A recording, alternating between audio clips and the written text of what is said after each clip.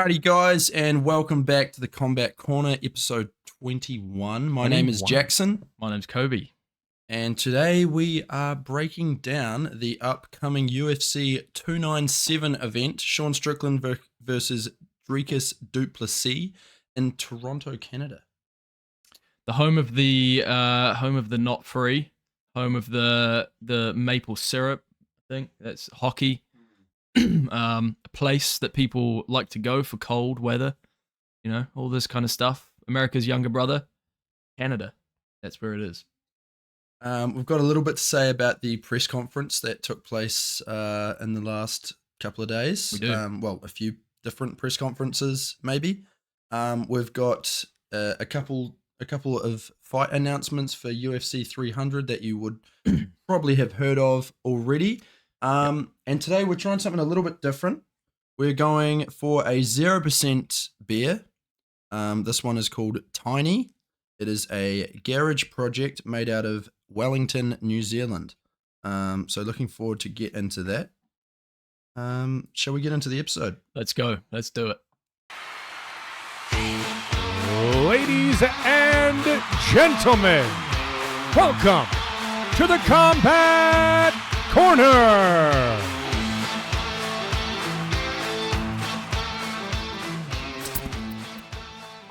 Yummy.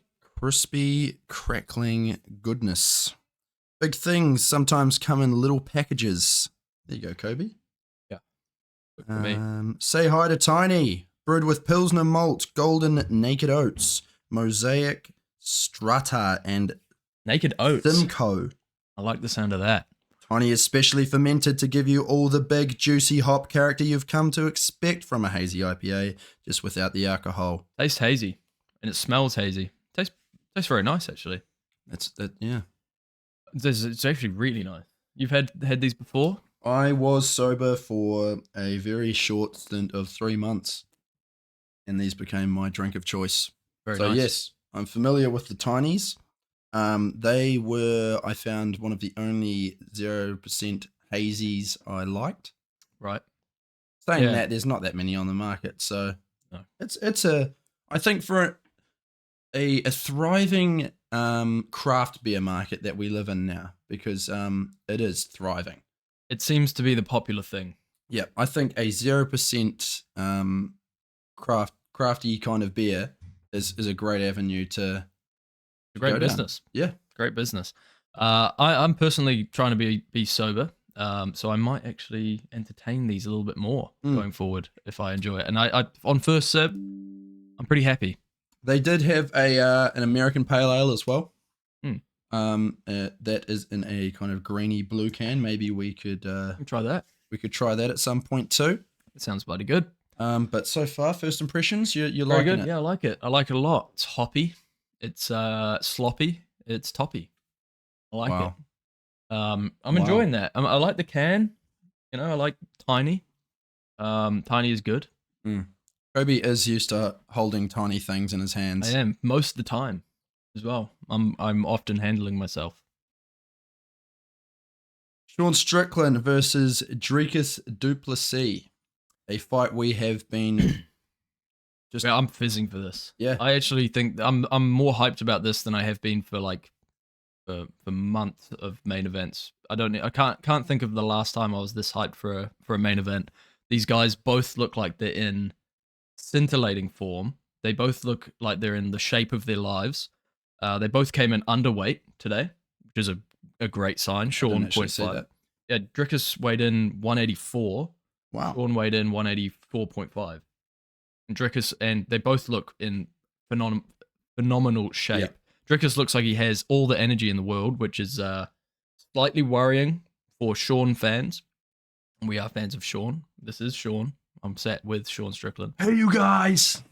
Listen, you guys. Yeah. That's my Honestly, man, Dricus is looking. I want Sean to win, and I'm predicting him to win by decision. But Dricus is looking fucking good, man. Looking really good, and he's really confident. Yeah. So it's gonna be a great fight. Yeah, I mean, Dricus is always one of those guys who he does have, no homo. He does have a stunning physique. He's a big guy. He carries a lot of his weight up up in those shoulders and his arms.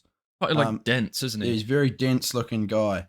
He looks like it would be a bit of a struggle to make 185 at the best of times. Absolutely. But he's shown to us that he gets there, and like you say, he's coming in underweight. It's a good example that he's putting in the hard work. Yeah, absolutely. Absolutely. Especially with traveling, he obviously had to travel to Canada from South Africa, very vastly different climates. Something he's not quite used to. Obviously hasn't even slightly posed an issue to him.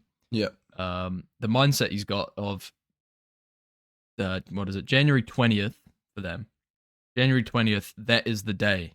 I'm not thinking of any time before that or after that. That's the only day that matters in my entire life, which is a crazy mindset to have and a very impressive mindset to have.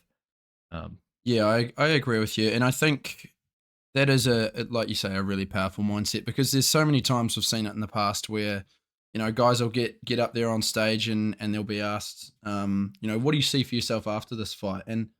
And you can tell that they have thought about it. Whereas him, he just bounced those questions right off and said, look, I haven't even thought past January 20th, Don't like care. you say. Yeah, he doesn't care. Whenever he's got Izzy his comes mindset on one thing, and one thing only.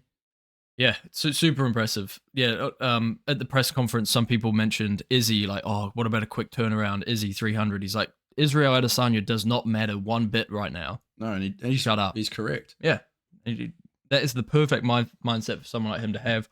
And it would be so easy for him to think, oh, yeah, if I beat Sean Strickland, yeah, maybe Izzy 300. That's a big card. That's a real big event for me. I could make a lot of money.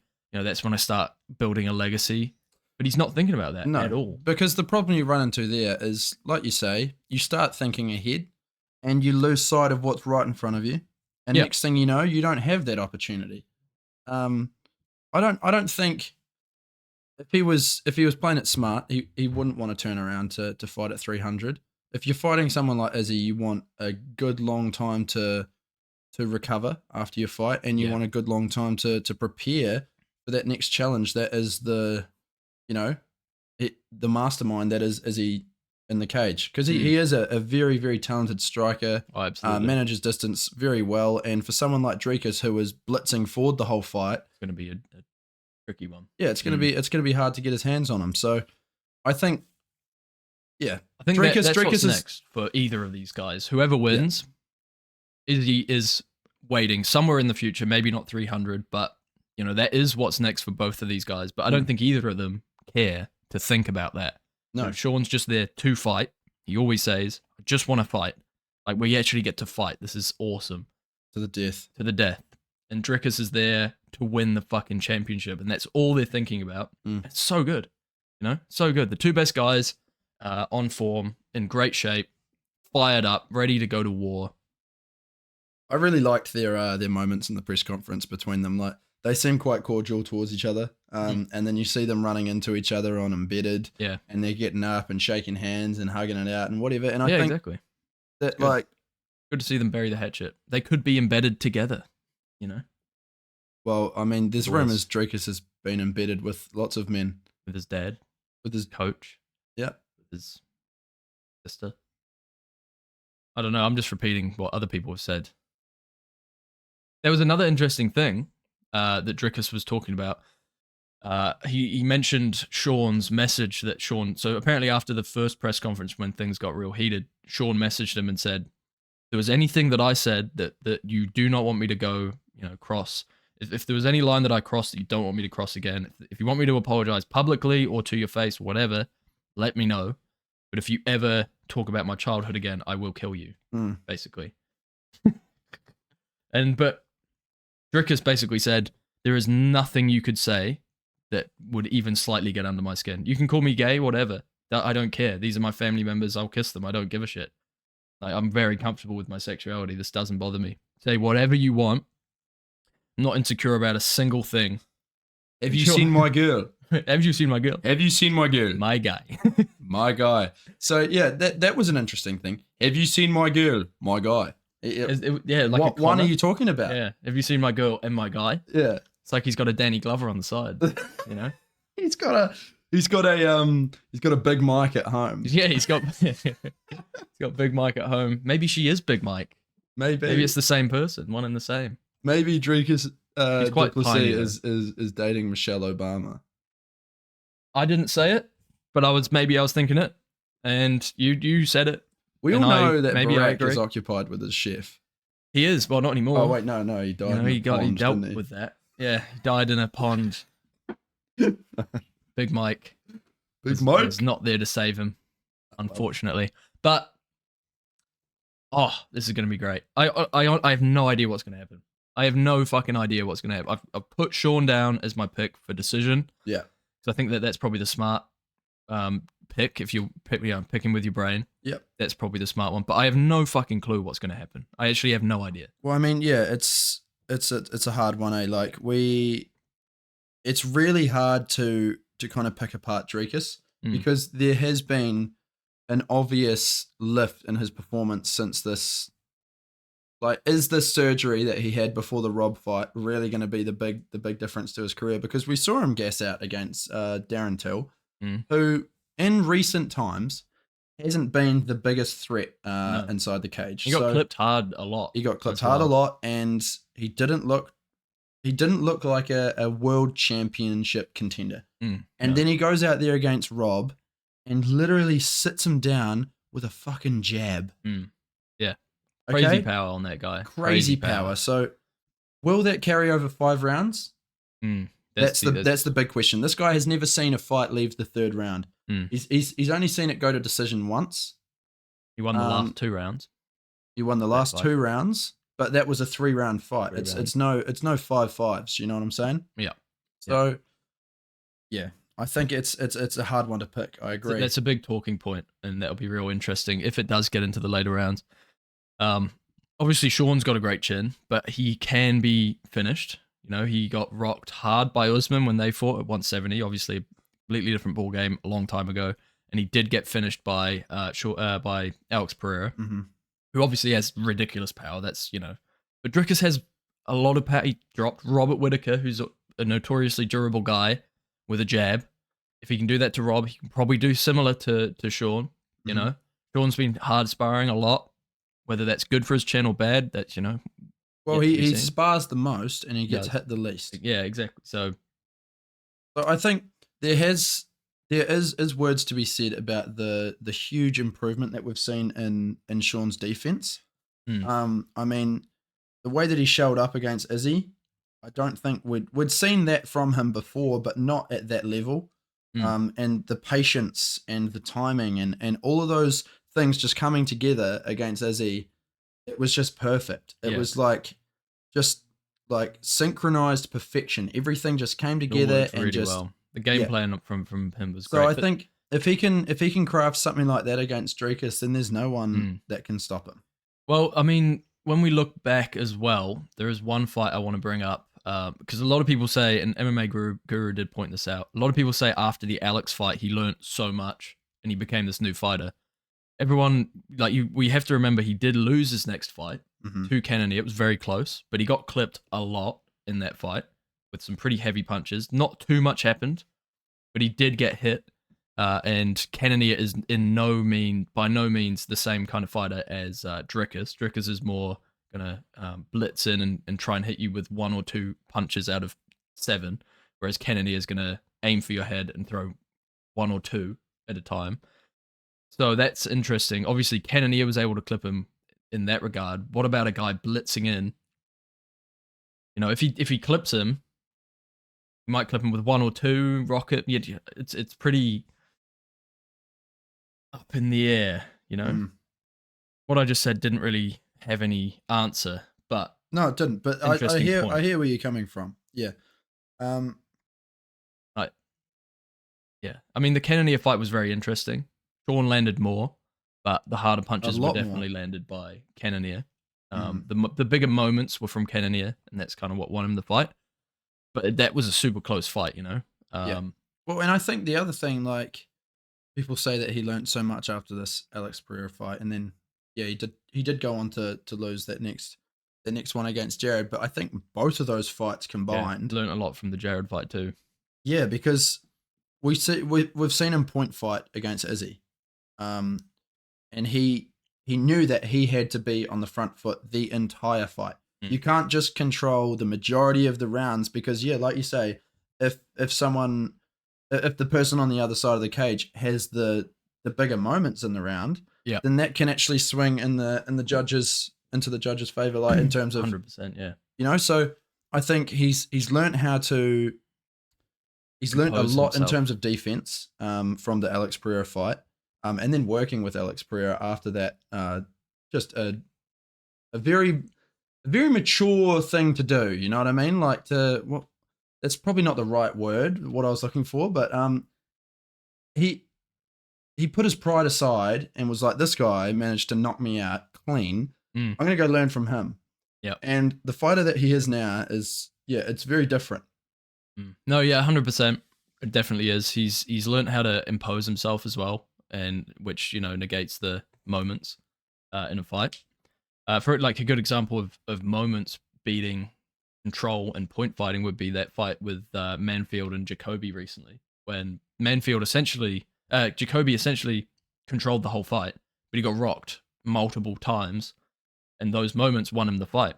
That was a 3-round fight, but it'll be interesting to see if maybe Sean does try to point fight and control the fight with a jab, with a teep, checking the kicks like he did against Izzy, and he starts winning and winning, but then moments start to come in, and maybe he gets rocked a couple times in a few different rounds. Maybe that could sway things. I don't know. I still think that if Duplessis is going to win, he's going to have to finish him. Yeah, and it's going to have to be fairly early, because I think the other thing too is once Sean gets started, his confidence just grows and grows and grows throughout the fight. I mean, there was the thing that I just love so much about that Izzy fight, because I've watched it back a couple times since, just because it's such an iconic fight. You can just see him obviously in the last minute of the 5th round. He's this look on his face is like, holy crap, I have done it. But like towards the end of the 3rd and then the 4th and the 5th, you can just see him. He kind of loosens up a little bit more. He looked very tight, and even the commentary said it at the start of the first. They're like, Sean looks like nervous, and he did look a bit nervous. He looked a bit shaky, and he kind of second guessed a little bit. But yeah, as the fight went on, and as he just kind of felt more and more that this guy hasn't given me anything. He got into his flow state. Yeah. And that's a scary place to be on the other side of that. It is, and I think that's going to play a big factor going into the 3rd, 4th, 5th round. Sean will just become extremely comfortable, and if Drickus hasn't had any big moments up until then, he could just run away with it. Especially if Drickus' gas tank is not up to scratch compared to Sean's. Yeah, it's going to be interesting. It's going to be really interesting. I'm going to be on the edge of my seat the whole time. Oh yeah. There's a pretty awesome undercard on tomorrow as well. Some, not too many huge names. Being in Canada, there's a few Canadian prospects on the card. We also have an Englishman, a Russian, a Neil Magny. But we'll start at the top. The women's bantamweight title. Raquel Pennington takes on Maya Bruno Silva. Big fight in the bantamweight division. We're moving on finally from Amanda Nunes' reign after she retired. It's going to be a weird time in this division for a while until we can establish someone, as a top. Well, yeah, person. I think there's Pena, who's still somewhat mixing it up. I mean, her first fight against Nunes, to me, it seemed like Nunes may have underestimated her slightly. And gone in there with a little bit too much confidence. Yeah. And looking past her a little bit, possibly. Spending too much time with the family and, not. And I think that was a big reason why she ended up retiring, was because it was obvious that she had other things that were her motivations now. Fair play to her. Yeah, exactly. And she came back and she won the fight back, and it amazing. She melted her. Yeah, she did. She melted her.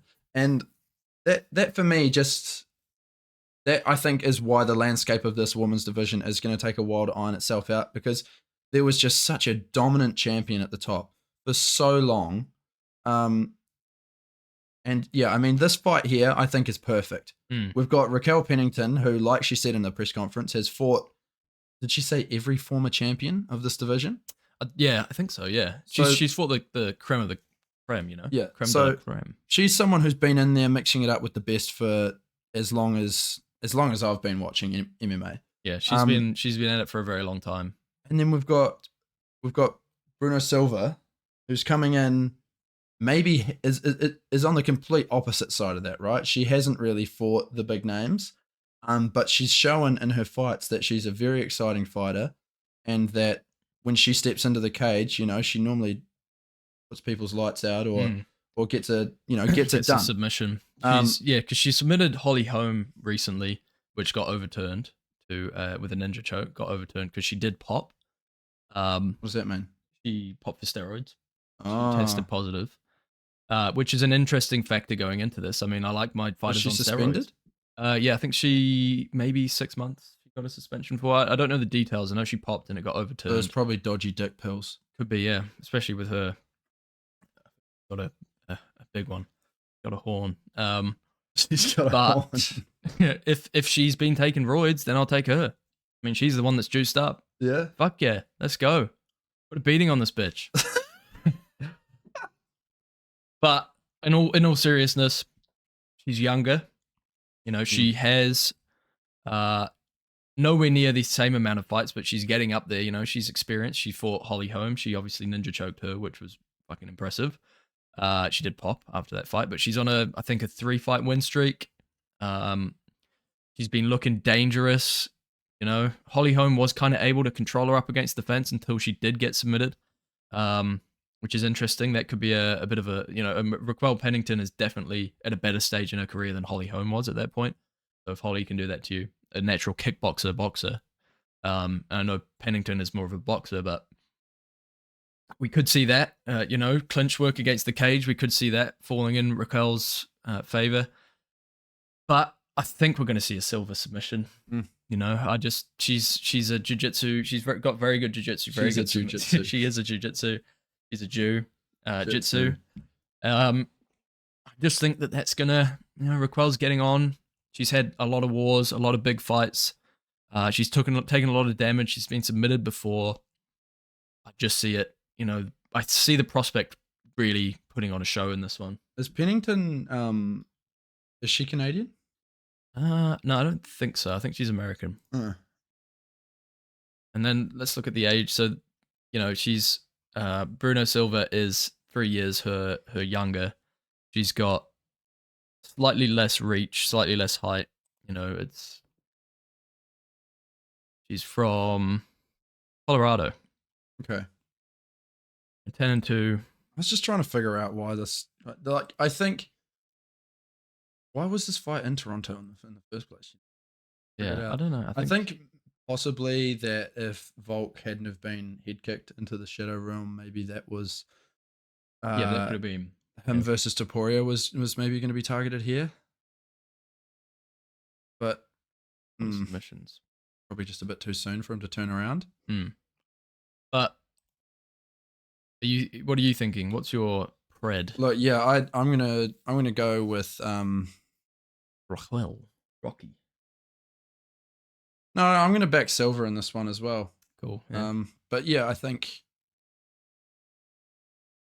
if Raquel can, it's a hard fight, isn't it? It's just this is people on very opposite sides of the spectrum in terms of like you say, experience and skill wise, and then just hunger, you know. Yeah. And we've seen both of those work for different fighters in the past, and sometimes even have been downfalls in some cases. Yeah. Going in there a little bit too hungry and getting a bit too emotional. And as well, Bruno Silva might be overlooking Pennington a little bit here.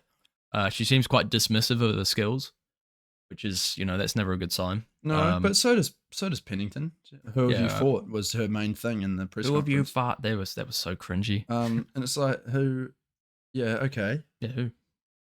But like, who have you fought that's a big name that you've beaten? Yeah. Like that's you've gone and fought all the previous champions. Okay, but did you win? No. No. So like, there you go. Yeah, it's a strange time for the women's bantamweight. Yeah, it's like, who have you lost against?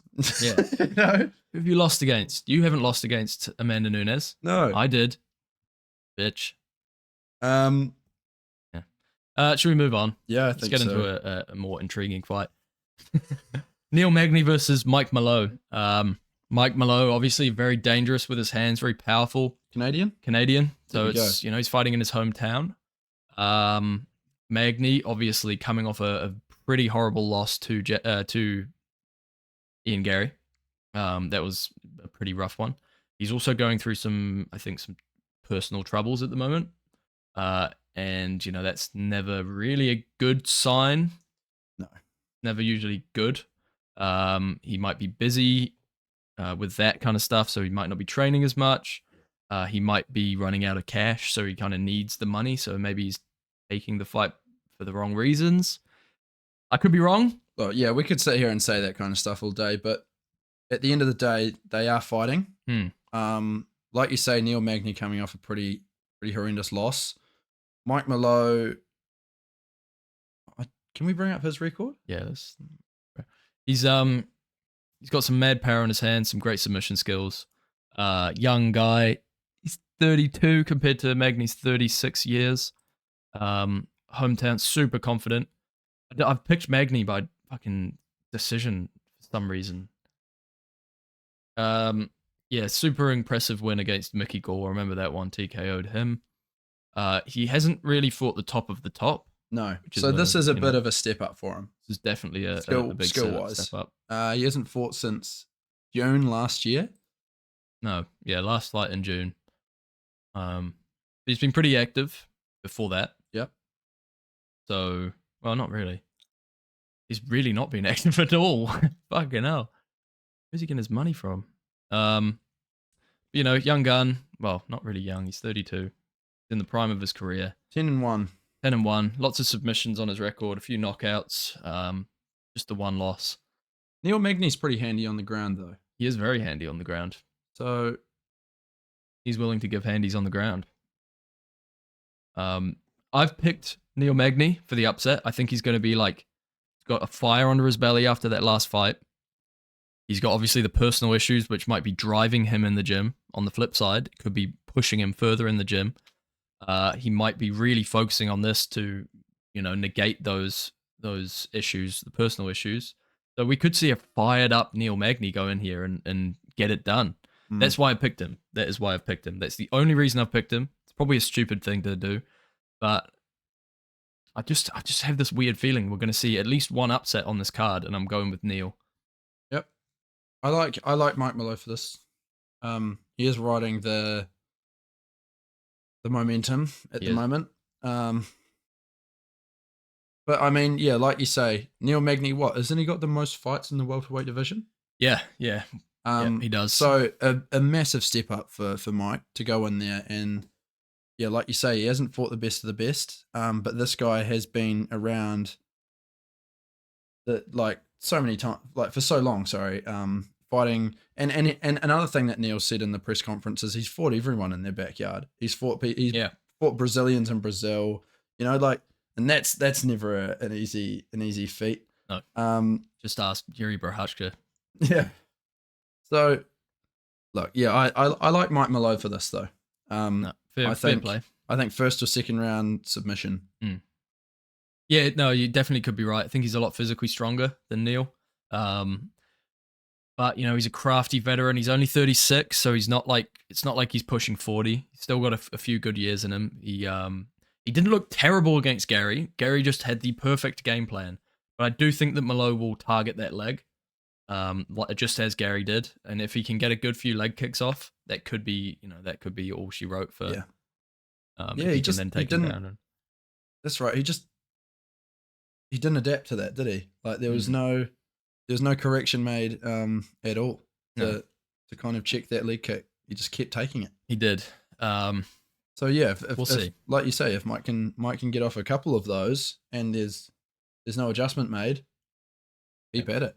Yeah, and then he could look, leg kick, high kick, leg kick, body kick, Boom. punches, takedown. Done. Yeah, there might be a game plan set out of how you need to fight Neil Magny now. And I think he's because he has all of that time and all of that octagon time. in the welterweight division against so many different fighters. You know, he's gone up against strikers, he's gone up against wrestlers, you know, people that pull guard, you know, like there's just everyone. He has fought everyone. He has. So a lot of damage. You can really pick apart someone like that. You can review tape, a lot of tape. But you know, I'm gonna stick with the boy. I want him to win. I really want Neil to get this win for him. Love the guy. Veterans, always cool to see an underdog win. But yeah, another veteran, Chrissy C. Chris Curtis. Cheers. Been doing this for 15 years. He has. And he is fighting Marc-Andre Barriault. That was yeah. We'll go with that. Marc-Andre Barriault. Yeah. Marc-Andre Barriault. Yeah. Barriault. He is also it's Canadian. French, isn't it? It must be French Canadian. Canadian. Interesting fight here. I love Chris Curtis. He loves to stand and bang, try and get the knockout. Barriault. We'll have a look at his record. I don't think he's been all that active recently. His nice ears. Nice. Yeah. So yeah, he's riding on two wins. TKO of Julian Marquez, good one in 2023. Eric Anders decision. That's always a good win. He did lose to Anthony Hernandez. Which is interesting. Jordan Wright, he also beat by submission. Looks like he's, you know, he gets a few KOs here and there. He's had a few submissions recently. Champion in another organization by the looks of it. Yeah. Champion in whatever that is. Nice. Show you the belt. Well done, Power Bar. Look, I'd got to say... Power Bar. Kind of looks like Tom Aspinall from the head down. Yeah, that's true. Look, I think this has been set up for Chris to win. Yeah, potentially. So like, and it would make sense too. I mean, he's Sean Strickland's most notable training partner. I mean, coming out of that gym, and they're buddies. They have a podcast together. So and we do know that people that start podcasts together are good friends. Good friends, buddies. We haven't done that in a while. We haven't. Bring back the handshake. If you're not watching the video, you won't understand. But yeah, look, I think it's going to be one of his last kind of chances to propel himself forward.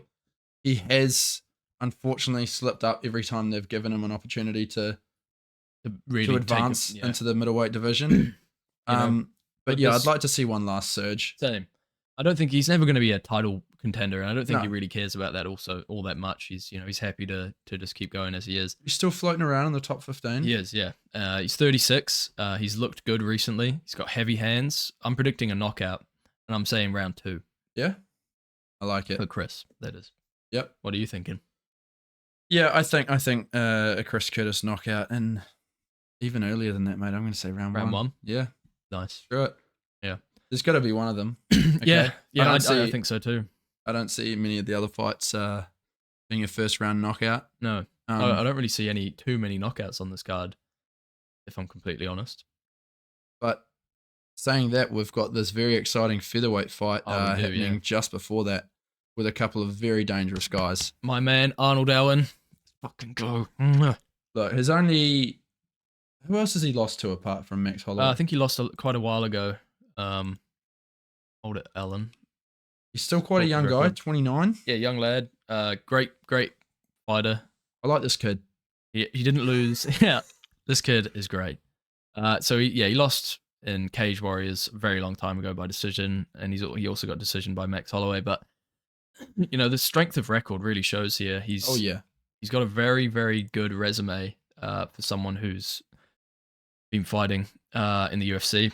He obviously his last win was against Calvin Kattar. That annihilation of Dan Hooker. Oh, I hated that fight. Yeah, he got clipped in that fight, but just went straight back to it and just was charging the whole time. Yeah, man. He had fire under his belly. Yeah, and he's got power in his hands. It's like Dan Hooker had said something to him. Or Dan Hooker had taken his lunch money. Yeah, but man, that was definitely a show that featherweight was not for Dan. Absolutely. But even before then, Sadiq Youssef, that's always a good win by decision. Nick Lentz, Good win. Gilbert Melendez on the end of his career won by unanimous decision. He's been in the UFC for a very, very long time. Look at his win streak. 2015 until 2022, he was unbeaten. Obviously, Max Holloway is a completely different animal. But he had moments in that fight. He took 2 rounds from Holloway. Holloway did kind of ease to the decision though. But it's Max Holloway. That's right. The top of the top, the creme de la creme, cream of the crop. But he's not going to have an easy time with Movsar Evliov. 17-0. 17-0, never beaten. But there's holes in his game that have been shown before. The last fight against Diego Lopez was very close, which by all accounts it shouldn't have been. But obviously we know Lopez is very good after his more recent performances. But yeah, he's open on the feet. He's pretty open on the feet. And I think someone like Arnold Allen can find some real good openings here and land, I personally haven't seen him fight. Did you see the Diego Lopez one? I don't think so, no. I didn't see that Sterling versus Cejudo card at all, I don't think. I still haven't watched that fight. You're not missing too much. No. Well, it was a pretty good fight. Yeah.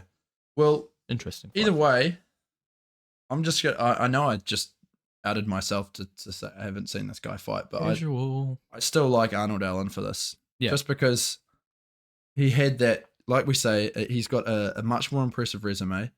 It's a lot deeper in terms of the names that he's fought, and the wins that he's got.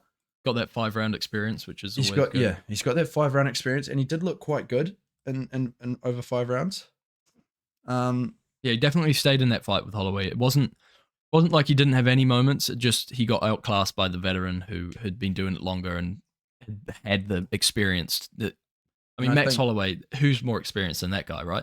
I think there's so much that he would have taken away from that fight as well. Yeah, fuck yeah. In terms of what tools he needs to work on so that he can get to that next level. Because unfortunately in the featherweight division there's only a couple of guys at the top that have been there for your Volk and your Holloways. Of course, we've now got Topuria fighting for the championship. Has he fought Holloway? No. Because anyone that they try to put through Holloway, this happens. Yeah, exactly. So, he was being touted as the next title challenger, and he fought Max, and what usually happened. Yeah. So I'm taking him for this fight. I'm going to say it's going to be a decision. I think he's going to win 2 rounds to 1. That'll be 28-29, 29-28 to Arnold Allen. I'm predicting. Yeah, I like that. I like a decision win for Allen. Yeah. And I think that really puts him straight back in the mix. Oh yeah, absolutely. He deserves a top 5 guy after this. I think even fight the loser of Topuria Volk. Yeah, for sure. I'd love to see Allen versus Topuria. That would be a banger. That would be a great matchup. Banger. Allen's just a G as well. Just a real cool guy. Yeah, I mean, I really liked what he had to say. In the press conference, they're like, no one has been taking this fight. He wants to fight the best of the best and prove that he is right up there. And I think that goes back to what I was just saying. Like, this guy has a point to prove. That he can match those guys. He just might have needed to be in there against one of them to figure out where he stands. Sometimes losing can be the best thing that a fighter ever goes through. Sean Strickland. Yeah, exactly. There you go. A bit of a door slam in the background there, guys. Apologize for that. That's our picks. Let's skim over the prelims and see what we've got here. We've got Brad Katona. He obviously won the Ultimate Fighter, the Conor Chandler one. Irish guy, had some real good fights. He's got a pretty good record. It's hot in here, isn't it? I'm taking, it is very hot in here. It's a very hot day. But yeah, I'm taking Brad Katona. He's looked very impressive. He obviously lost to Merab. Then he lost to Hunter Azure. Both decisions, close decisions. He looked good against Merab. And, he's on a bit of a tear now. He won the Ultimate Fighter. So he's going to have a lot of confidence going into this. I'm taking him. I'm taking Brad Katona by decision. Jourdain Woodson, a lot of KOs, a lot of flashy KOs. Charles Jourdain, he's less wild now. He's a lot more controlled. His jiu-jitsu's great. He's got great hands. I think I'm taking Charles. You didn't ask me for my opinion on the last one. You just keep going. I don't think you knew that. I don't know these people. All right. And I'm honest about it, okay? Yeah, fair enough. Fair enough. Well, I'm taking pretending. Charles. Charles Jourdain, put your money on him. By decision. I'm taking City, because why not? Polyana Viana, no. Taking Juliana Robinson. I think she's just a better fighter. I think that Polyana Viana's a little bit of a TikTok fighter. TikTok fighter. Bit of a TikTok fighter. Okay. Early prelims. Got some interesting ones on here. Jimmy Come on. Flick. He's not fighting anyone. That's fair enough. So we've got Yasmin Judas Lucas fighting no one. Malcolm Gordon. No one Jimmy has a Flick. 12-5 record, though. Yeah, no one is pretty decent, you know, and they're in the UFC. So, yeah, interesting. We've got Malcolm Gordon, Jimmy Flick, picking Malcolm Gordon. Johan Leonesi, Sam Patterson, picking Sam. And Yasmin, I'm picking her because she's not fighting anyone. So, that's our little rundown of the prelims and the early Pretty prelims. short. There's only 3 fights on the early prelims. But then there is 4. Oh, well, yeah. It's not the biggest card in the world. No. Main event. The main card's pretty big, pretty stacked up. 5 fights. I mean, it's not the best card ever, but there's some good fights on here. Yeah. Look, I know I don't know these people in the prelims and early prelims, but for the people at home, I just want to say I often enjoy those parts of the cards more than the main card. Like maybe not in terms of hype, maybe not in terms of just fights in general. Just the fights. These people have nothing on the line sometimes. Well, they have a lot on the line, but they go out there and they're really shooting for the hills, you know, that they want to put on a good performance. You know, it's not just about winning for them. It's about showing. It's about breaking through. Yeah, it's about like, right, I'm gonna win, and I want you to give me a good guy next. I want to break into the top 15. You know. So yeah. There was a press conference that went down. A couple of press conferences. Which one should we talk about first?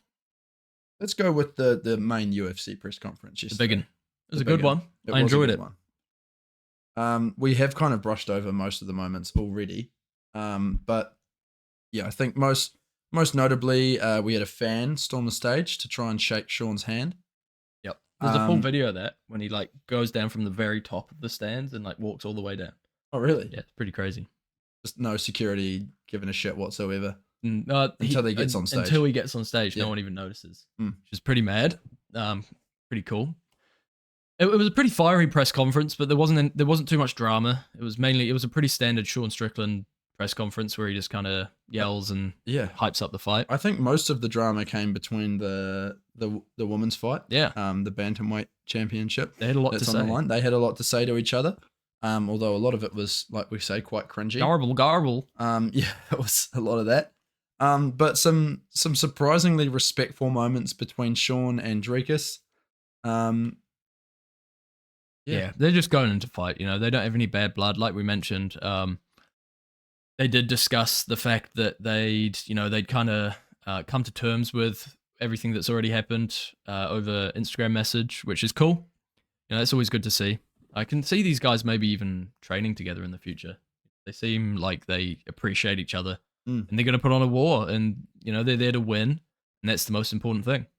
And I think whoever wins will be the deserved winner. You know. Deep. But yeah, other than that, it was pretty standard. They were all very close together. Cut very short. It was cut. Yeah, it was only like 15 minutes. I wonder why that was. I wonder. If you watch this press conference, you watch Dana's face. Every single time a reporter picks up their mic and asks Sean a question, you just see Dana go, like, just looks down, and he looks so nervous every single time. It's hilarious. Yeah, it's almost like if Sean loses the belt, he's never getting a chance to get this high up the rankings again. Yeah. The UFC are just going to be like, nah, we can't fucking risk that. As much as they don't really give a shit, like everyone's got a platform to say what they want. Having that person in the limelight probably isn't a good look for them in a few ways. Which is a perfect time to segue into the other big part of drama. The interview, the solo interview. So, yeah, Sean's solo press conference with the media was really spiced up by one particular journalist, Alexander K. Lee, his name, asking Sean about something he tweeted last year, completely irrelevant to this fight, but must be really relevant to this guy because He was digging. He was digging for a response. Like, look, he got exactly what he wanted out of Sean. At the end of the day, shall we bring up this question? Maybe an article or something, because look, the basis of it is Sean made a tweet saying that if he had a gay son, he would feel he has failed as a man. I don't think. Look, there's always a point to what this guy's saying. I'm trying to be careful with what I say here. There's always a point to what this guy's saying. I think his problem is he has a terrible way of bringing it across a lot of the time. And as fans of this guy and the way that he fights and the way that he kind of holds his opinions, I don't agree with all of his opinions, but I appreciate the fact that he's very proud of what he has to say and he doesn't care who he says it to. I think that's a very powerful skill to have, especially in today's age of this whole cancel culture bullshit. Yeah, this reporter was just really looking for something to write a terrible article about. There's some absolutely horrible articles online after this. Yeah. Like the one that I just found. Look, check out this pussy ass shit. The USA Today, UFC's Sean Strickland made a vile anti-LGBTQ attack. ESPN's response is disgracefully weak. Look. Fuck you, Mike Freeman, you pussy. Look, for me, right, if you're going to ask a question to someone who you already know their views on this situation, right? The guy obviously already knows his views because he's pulling up a tweet where Sean's talking about his views on this thing. Then, of course, you're going to bring out some response that's going to offend some people, okay? And what Sean was saying was completely true. You are causing a divide in this country by trying to pick drama. You've taken it too far. Like, we need to fucking do something about this, basically. Yeah. Like, he wasn't even really attacking him. Well, he was. Definitely attacked him. But in a good way. The guy was trying to cause drama. Don't do that. That's a weak man, pussy-ass thing to do. Yeah. You know, and what do you mean? What do you expect ESPN to do? What do you expect them to do? This guy, Mike Freeman, who's writing this article, what are they supposed to do? You think they're just going to cancel the event or something because Sean said something that, you know, it's first of all, it's free speech. He's allowed to say whatever the fuck he wants. He can have whatever opinions he wants. Yeah, not in Canada. That's true. But whatever. You know, the UFC don't give a shit, man. They're making money. It's a business. You got to understand that as long as the UFC are making ESPN money, that is a lot more important than your social justice warrior bullshit. Like, the only reason companies follow this social justice warrior LGBTQ rainbow shit is because they don't want to lose money via sponsors and all this kind of stuff. If the UFC are making them money, they're not going to give a shit. It's just the way, like, it's simple business. What do you expect them to do? It's childish tactics. It's like, it's bringing up something he said about these people. This reporter, was it like Sean's first question, are you gay? Like, what he's getting at by that is like, did I offend you specifically? No? Then why the fuck are you asking me this question? Yeah. Like, and there's, we saw this, what was his name? The reporter that we were looking at just before, who was saying that, he wants a response out of ESPN. He wants he wants something done about this. There's people that are calling for Sean to be stripped of his title. It's complete bullshit. It's never going to happen. The thing for me, right, is if you don't like it, look the other way. You can go on Twitter and there's threads and threads and threads of Nazi shit, right? Okay, this is like crazy. That is on the internet, okay? You go on Instagram now and every third reel is someone getting killed in a car accident. And there's people out there, right, who can't handle that stuff. So you know what they do? They scroll on. They don't look at it. Whereas these people are literally looking for stuff they don't like so they can be angry about it. Yeah. And so they can tear someone else down. Culture. And the guy who asked the question, it's like, right, go on, have a debate with him. Tell him why you think he's wrong.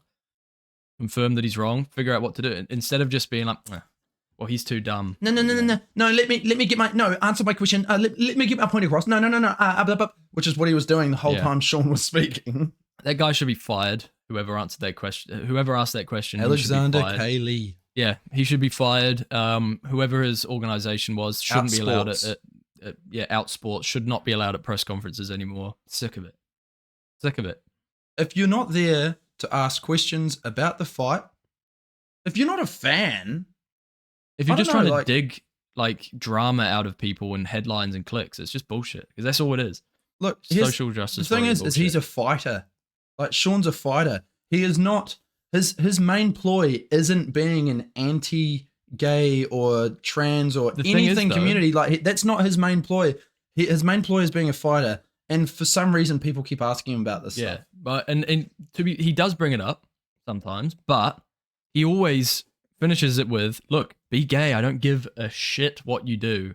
It's the agenda and pushing it towards children and trying to ruin like masculinity and Mhm. break down all these like important parts of our society, like the family unit, the male role in a family, this and that, which is all completely true." Like, he isn't saying, "I hate gay people, I hate this, I hate..." He isn't saying that No. at all. Like, yeah, he says things in the wrong way, but you should be able to dig deep. If you're smart enough, you should be able to understand what he's actually trying to say. Yeah. And this dude, whoever that dickhead is, what was his name again? Alexander Cayley. Fuck you. Yeah. Basically. Look, I think, and again, like there was another controversial thing he said a while ago about about women being back in the kitchen, okay, and about going back to a single income household, and again, the way that he put it across didn't come off that great. If you're an idiot who's looking to stir up some drama, okay, Yeah. that is some gold for you right there. But the point essentially that he's making is since these corporations have essentially taken over the world and inflation has just gone nuts in the last 40, 50 years, we see both parents having to be out in the workforce.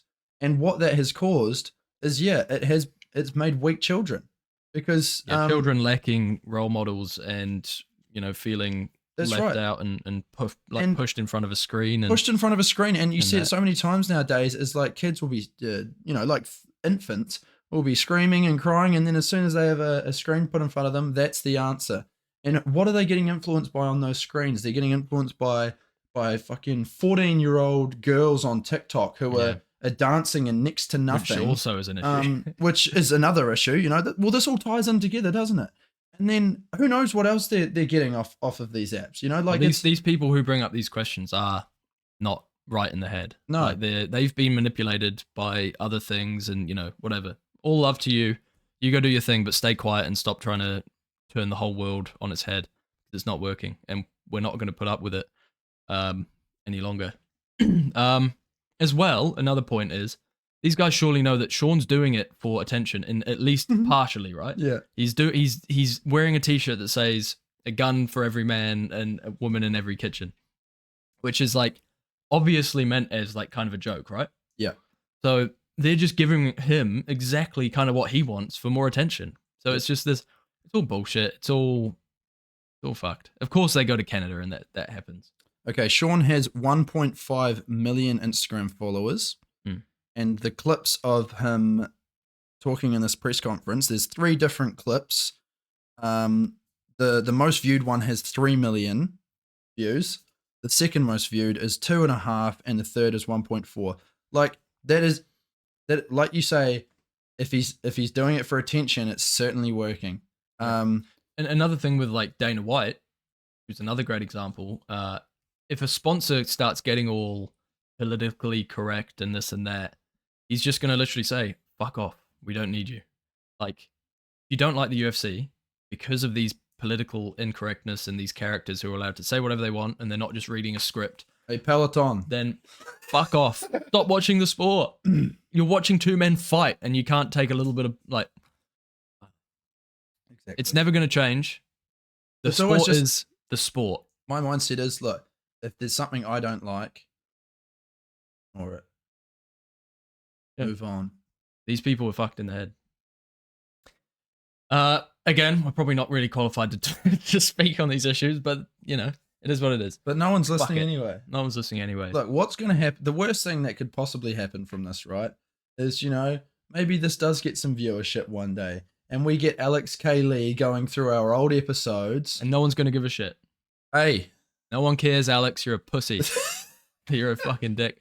I can imagine. Give it 5 years, our channel's gonna be much bigger than yours, and you're not even gonna have a platform. moving on. Moving on. A couple of fights were announced. We were right. Yet again. Once again. We're Not that always anyone right. knows. Once again, Max Holloway, Justin Gaethje, UFC 300 co-main event. Baddest motherfucker belt on the line between the two baddest motherfuckers in the organization. By far. Two of. At the Yeah. moment. I have a few problems with this fight. What are they? So Holloway is moving up to lightweight on a relatively short notice, which he has done before. When was his which- last fight? Huh? When was Holloway's last fight? I don't know. It was the Korean Zombie, wasn't it? Yeah. Well, he could have been preparing for lightweight. No, he this could have whole been, time. maybe, but we don't know that. No, but you don't know that either. But what I'm trying to say is, you need a year of time to build. What if you were going to do this properly? And last time he obviously definitely didn't do it properly. Whether he's learned from that, whatever. Versus Poirier. Versus Poirier, you'd take a very long time, build up the frame, get to an actual lightweight frame. Because Gaethje is much, much bigger than anyone he's versed at featherweight, and he's also just a big lightweight in general.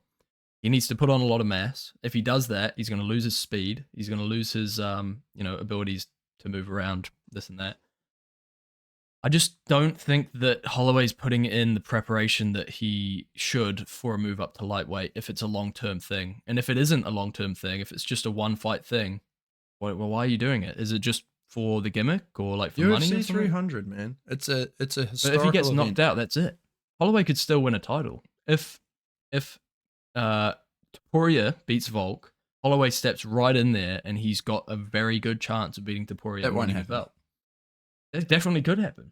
Well, if But now he's Topuria, taking this risk, and it ruins all that. if Topuria beats Volk, and Volk is wanting to stay at featherweight, there will be an automatic rematch booked. Probably, but if he beats him badly.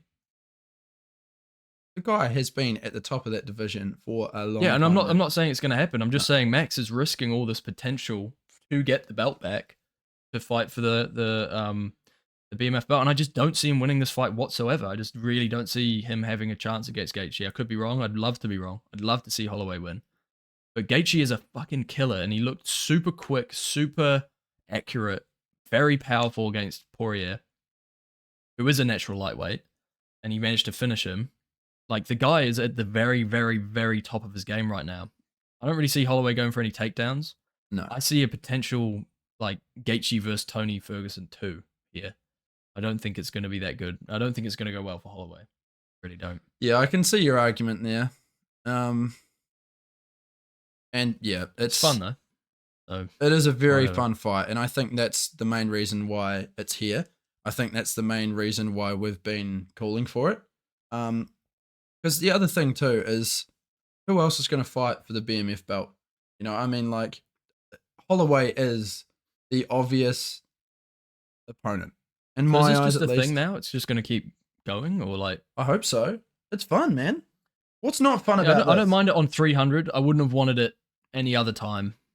I like it on 300, the BMF belt, because it's, you know, it's a bit of entertainment. But in terms of it carrying on, I just don't see it being like something that we really need that much in the sport. Just like a participation trophy, really, for a fun fight. I guess. Like, just do the fight. Why can't they just fight? Like, what is this thing? You know? Yeah, It was cool when it first happened. Fuck yeah. The Rock was involved, like the two baddest motherfuckers, the two gangsters. why was The Rock involved? I don't know. He just was. But yeah, good fight. 300, probably the co-main event. Nothing's really been set in stone yet, but it's probably going to be the co-main. Mm-hmm. I think it's probably going to be the co-main. Yeah. I think that's enough said about that. Miller vs. Grant. Yeah, Miller versus Green, possibly. Miller versus Green. Bobby Green, Jim Miller. Jim Miller, we were talking about just Last week. just our last He episode, fought episode last 20. weekend. Crazy. So yeah, already having another fight announced. He got his Incredible. wish. He got his wish. He's fighting on UFC 300, which he's now got the full set, if you like. 100, 200, and if he can stay healthy and make this fight, then 300 as well. But Bobby Green isn't a pushover. Got fast hands, very powerful. Got the ability to knock people out. And a very unpredictable style as well. He does have good defense against some strikers. Sometimes it works, and sometimes it really He relies doesn't. a lot on his head movement and his footwork. Yeah. We've seen Miller put people out, like, recently. But I think the got a more good chin. important thing to note about this fight is it's gonna be a banger. Yeah. Um, Two old guys. They might both retire after this. You never know. I think Miller. I don't think either of them will, but they could. yeah. And look, I would have loved to see Jim Miller versus Paul Felder just because of the way that was brought up, and it would have been so wholesome. Do you know what I mean? But I think Bobby Green, for what he's done for the UFC in the last few years in terms of stepping up late notice, taking some pretty hard fights, I think this is the perfect little treat to give him, fighting on the biggest card of the decade, essentially. Yeah. And Good payoff for him. Yeah. Very happy for him. Yeah, I'm very happy for And him. it's a too. winnable fight too. So, it's not like they're throwing him in against like Another guy someone. with some pretty out there views, Yeah, he's pretty crazy. So I love think him. if and he's going to be on the press conference, which is cool. Mhm. That's always fun. Bobby Green's always fun. Alex Kaylee might have something to say to him as well. Maybe. But he's black, so he gets away with it. He's not white trash. So I hear you. that's how those people work. Look, I think we've we've babbled done on about some pretty controversial subjects this time round. Hope you guys have enjoyed, and I hope you guys agree. If you don't, you can go away. Actually, no, we Well, need the viewers. We look, like we say, we're here for the criticism. If you've Hey, got some. I'll just say I love every single person on this green earth. You can do whatever the fuck you want, but just stop with your agendas. That's right. I mean, I have look, we've both got people in our life who we know we have very differing views from. But do we go out there Try and get them cancelled. spitting it in their face all the time and saying what they're saying is wrong towards these people that we have nothing to do with? No. We live our life. Stick to yourself. Be a man. Stick to your moral code. And as long as you do that, you shouldn't have an issue with people. Yep. But if you go digging up people's shit, then of course you're going to find some problems. However, Let's something review our that zero. we are not going to dig up any shit on. Tiny is but mighty. very much so. A very Very mighty lovely drink. 0%er. I actually really, really enjoyed this. Good. Doesn't make me want to drink, but it quenches my thirst. It quenches your thirst. See, that's not something you normally get from a hazy. No. They're normally quite a savory kind of Yeah, a like, drink. kind of like a pasty. Well, I mean, not exactly like a pasty. But similar, like similar. Yeah. Look, I really liked this too. I'd be really keen for us to try the green. the American Yeah, pale I'm ale. keen on that too.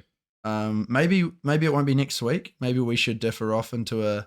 Are we just going to be drinking zeros from now on? What's that? Should we speak on that quickly? We'll have a discussion about that after the show, and we'll make a decision, and then we'll let you know. Okay.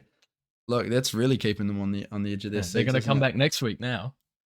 Hey, yeah. So obviously it's non-alcoholic, which is a lot different from the other ones. They've all been alcoholic. But I'm not going to hold my review just because it's got no alcohol in it. I enjoyed this a lot. In fact, I'm going to give it more because it doesn't have alcohol in it for it tasting that good, right? I think so. I'm more than willing to put this right below Phillips cider. I think I'm right there with you. I actually like just as like a drink to drink, not as like an alcohol. Like I could grab one of these and just sip on it. And My only problem with them is it's probably because they're not so popular. They are fairly dear. yeah, That's my $4 problem for that I one. had with 0% alcoholic beverages. is they're more expensive than the ones with alcohol in them. So it's a bit of a deterrent for people who are trying to, like you say, be sober and stay off the drip. But nonetheless, yeah, I'm gonna put it right up there too, right above the old Hoppy Balboa, which we have tried number 2 a long time ago. It was very, very nice. Would recommend it if you're trying to stay off the drip and if you're still feeling that IPA taste, that hazy taste. I think that basically sums up this show. Hope you've enjoyed. Again, leave your comments, leave your subscriptions, leave your likes, all that good stuff. Thank you very much for watching. Final words, Jackson? No, I just want to say keep an eye on those fights tomorrow because there's bound to be some drama go down. But otherwise, I think we will see you on Tuesday. Peace.